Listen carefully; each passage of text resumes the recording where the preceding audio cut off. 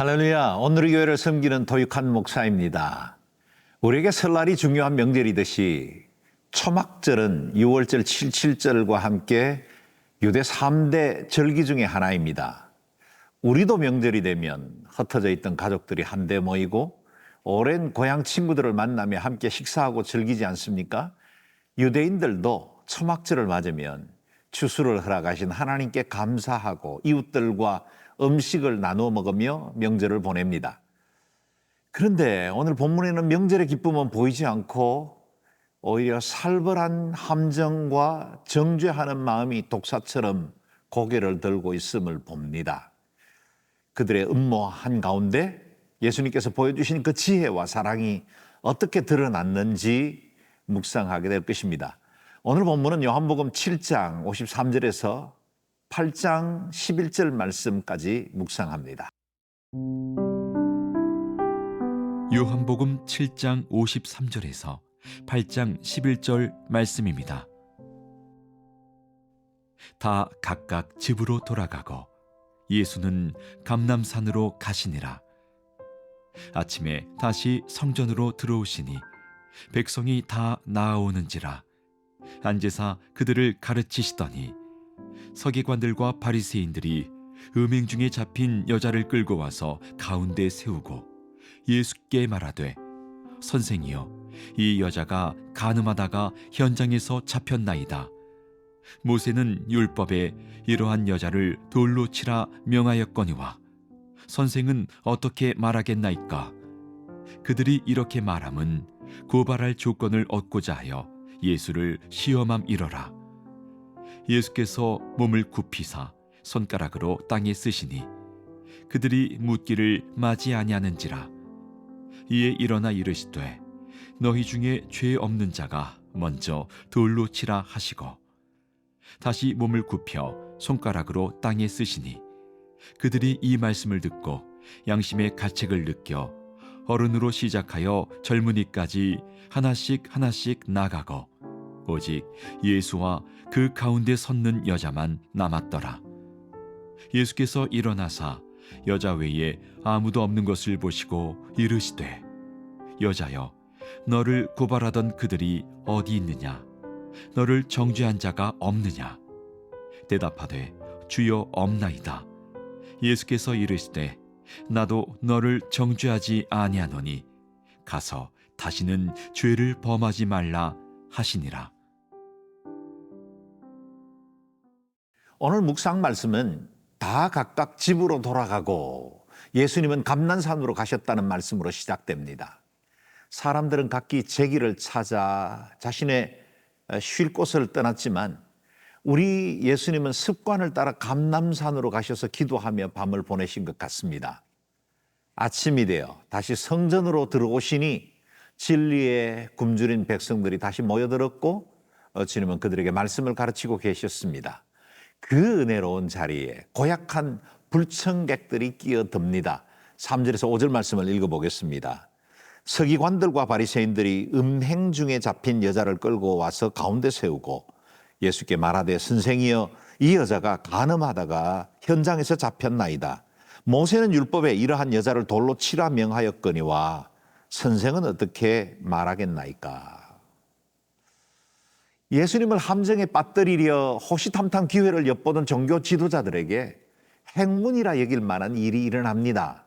누군가 두 남녀의 불륜 현장을 발견했고 그 자리에서 여인을 끌고 예수님을 찾아온 것입니다.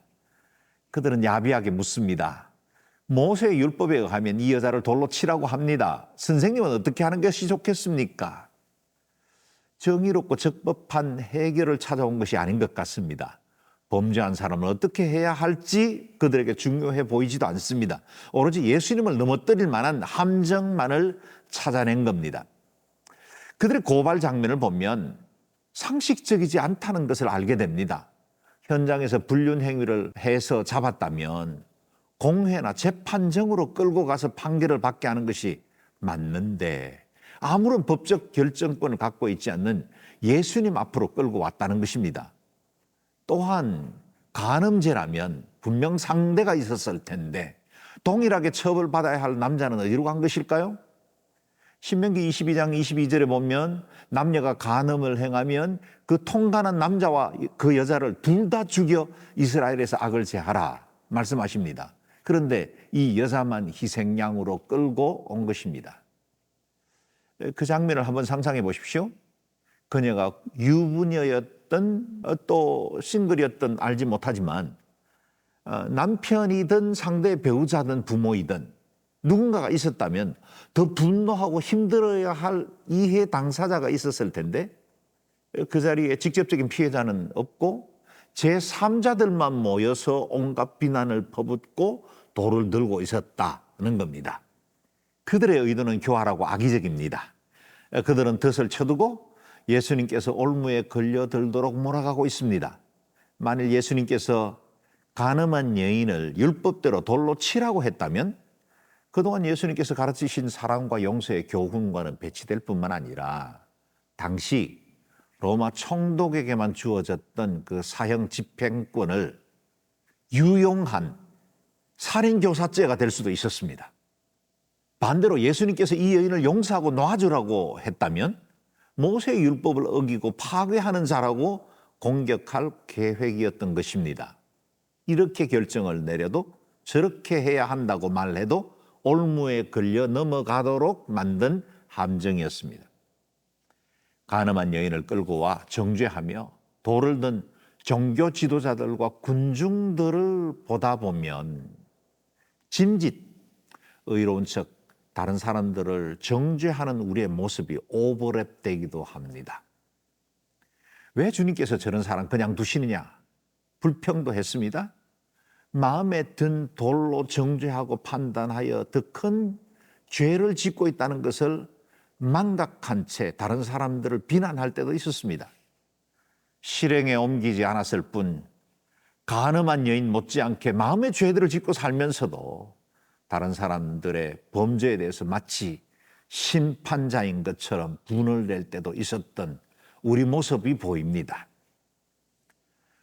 레위기와 신명기에서 간음한 사람에게 대해 엄한 처벌을 명하신 것은 죄의 결과를 두려워하고 죄 짓지 않게 하기 위한 하나님의 보호 장치였지, 이것이 누군가를 정죄하기 위해서 돌을 들라고 한 것은 아니었다는 겁니다. 정죄하는 데 목적이 있는 것이 아니라 한 개인의 거룩함과 가정과 사회를 보호하시기 위한 하나님의 안전장치였다는 사실을 잊으면 안 됩니다. 하나님이 제정하신 율법의 의도를 잊어버리면 사나운 심판자의 자리에 서는 오류를 범하게 됩니다. 오늘도 죄는 미워하지만 죄인을 사랑하신 그 주님의 마음을 함께 배워가기를 바랍니다. 어느 누군가를 정죄하고 판단하기보다 우리 자신의 죄를 주님 앞에 내어놓고 그 죄에 대해서 아파할 줄 아는 사람들로 주님 앞에 설 수 있게 되기를 바랍니다.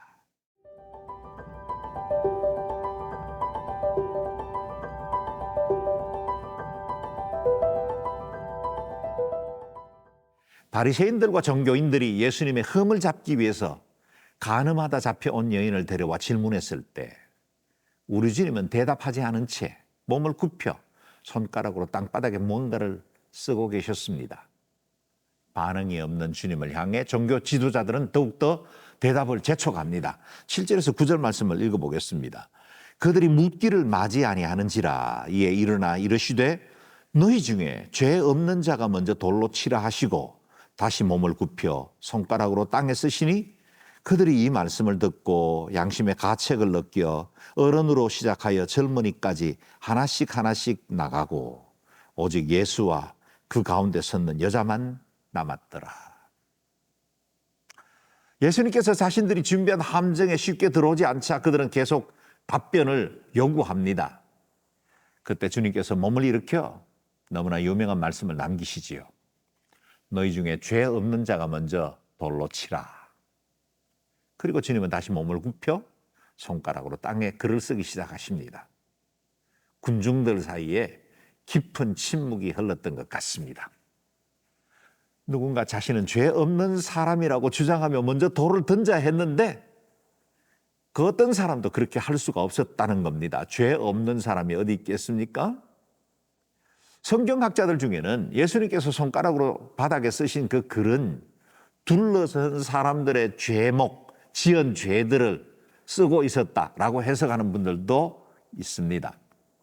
설사 주님께서 땅바닥에 자신의 죄목을 적은 것이 아니라 할지라도 나는 세상의 빛이라 말씀하신 그 주님의 의로운 빛 앞에 어찌 자신의 죄를 숨길 수가 있었겠으며 양심들이 살아있는 한 어찌 나는 깨끗하다고 말할 수 있겠습니까? 주님의 말씀이 핵폭탄처럼 충격적이어서 누가 먼저라도 할 것도 없이 양심의 가책을 느낀 사람들이 하나 둘씩 들고 있던 돌을 바닥에 내려놓고 자리를 떠나기 시작합니다. 아마도 자신과 세상을 더 깊이 이해하고 있었던 어른들부터 먼저 양심에 찔렸던 것 같습니다.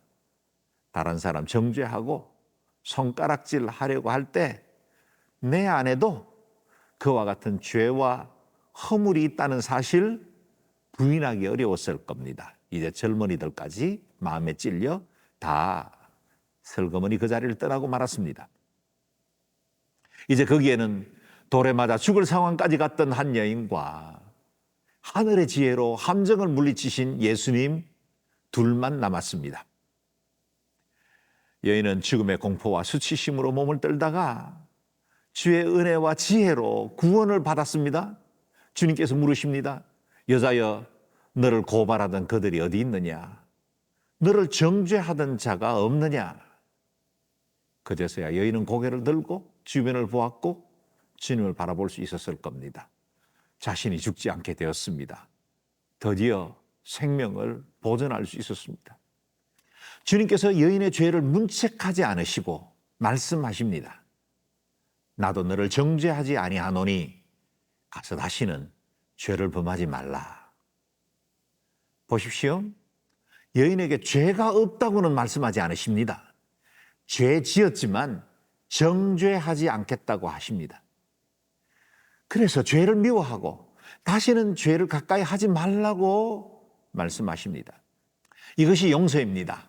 용서는 죄 그 자체를 시인하고 인정하는 가운데 돌아서는 것이고 죄를 돌이키는 것이고 회개하는 것이고 그 돌이킨 마음을 받아주는 것, 그것이 바로 용서입니다.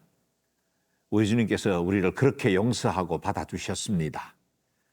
우리가 짓고 있는 죄에 대해서 주님께 용서를 구하며 동시에 다시는 그 죄를 가까이 하지 않겠다는 결단도 필요합니다.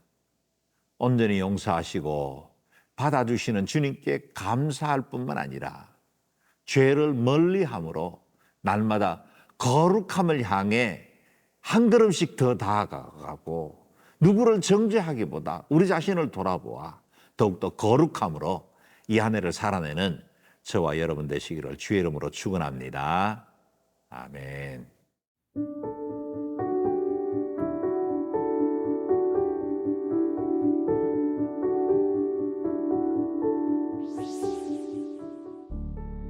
존귀하신 주님, 우리는 그 누구도 정죄할 자격이 없으며 우리 역시 죄로 인해 죽을 수밖에 없는 존재임을 시인하고 고백합니다. 우리를 추격하던 죄책으로부터 자유하게 하시고 새 생명과 새 삶을 허락하신 것에 감사드립니다. 죄를 멀리하고 그리스도를 더욱 가까이 하는 이 한 해가 되게 하여 주옵소서. 예수님 이름으로 기도드립니다. 아멘.